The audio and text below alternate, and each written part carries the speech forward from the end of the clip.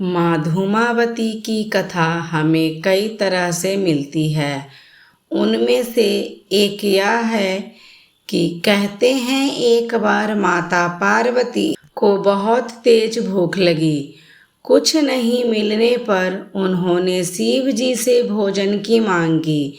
शिव जी कुछ समय के लिए इंतजार करने के लिए कहते हैं, परंतु माता पार्वती की भूख और तेज हो जाती है। अंत में भूख से व्याकुल माता शिव को ही निगल जाती हैं। भगवान शिव को निगलने के पश्चात माता की देह से धुआं निकलने लगता है। तब माता की भूख शांत होती है। इसके बाद भगवान शिव जी अपनी माया के द्वारा पेट से बाहर आते हैं। माता से कहते हैं कि धूम से व्याप्त देह होने के कारण आपके इस स्वरूप का नाम धूमावती होगा। यह भी कहा जाता है कि भगवान शिव ने उनसे अनुरोध किया कि मुझे बाहर निकालो, तो उन्होंने उगलकर उन्हें बाहर निकाल दिया। निकालने के बाद शिव ने उन्हें शाप दिया कि आज और अभी से तुम विधवा रूप में रहोगी। यह भी कहा जाता है कि जैसे ही पार्वती भगवान शिव को निगल लेती हैं, उनका स्वरूप एक विधवा जैसा हो जाता है। इसके अलावा शिव के गले में मौजूद विष के असर से देवी पार्वती का पूरा शरीर धुआं जैसा हो गया। उनकी पूरी काया श्रृंगार विहीन हो गई। तब शिव जी ने अपनी माया से पार्वती को कहते हैं कि आपने मुझे निगलने के कारण अब आप विधवा हो गई, जिस कारण से आपका एक नाम धूमावती भी होगा। दूसरी कथा के अनुसार जब सती के पिता के यज्ञ में स्वेच्छा से स्वयं को जलाकर भस्म कर दिया, तो उनके जलते हुए शरीर से जो धुआं निकलता है उसे धूमावती का जन्म हुआ। इसलिए वे हमेशा उदास रहती है। यानी धूमावती धुएं के रूप में सती का भौतिक स्वरूप है। सती का जो कुछ बचा रहा उदास धुआं। माता धूमावती 10 महाविद्याओं में से एक 7वीं उग्र शक्ति है।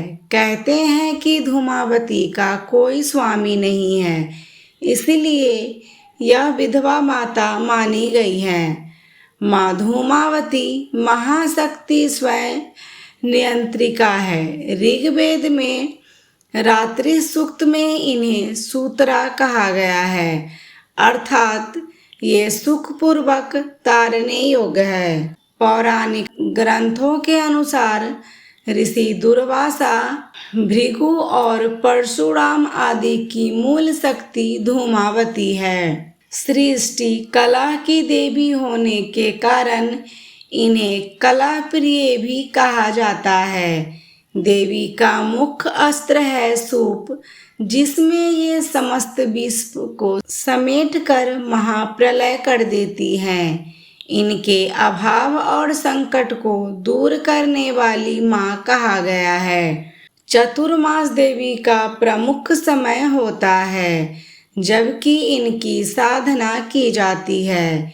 इनकी साधना से जीवन में निडरता और निश्चिंतता आती है। इनकी साधना या प्रार्थना से आत्मबल का विकास होता है। इस महाविद्या के फल से देवी धूमावती सुकरी के रूप में प्रकट होकर साधक के सभी रोग, अरिष्ट और शत्रुओं का नाश कर देती हैं। प्रबल, महाप्रतापी तथा सिद्ध पुरुष के रूप में उस साधक की ख्याति हो जाती है। इस महाविद्या की सिद्धि के लिए तेल मिश्रित घी से होम किया जाता है। धूमावती महाविद्या के लिए यह भी जरूरी है कि व्यक्ति सात्विक और नियम, संयम और नित्य निष्ठा को पालन करने वाला लोभ लालच से दूर रहे, शराब और मांस को छुए तक नहीं। साधना करने से पहले नियम जरूर जान ले। सुहागिन महिलाओं को इनकी पूजा नहीं करनी चाहिए। दोस्तों, आपको जानकारी कैसी लगी हमें कमेंट करके ज़रूर बताइएगा।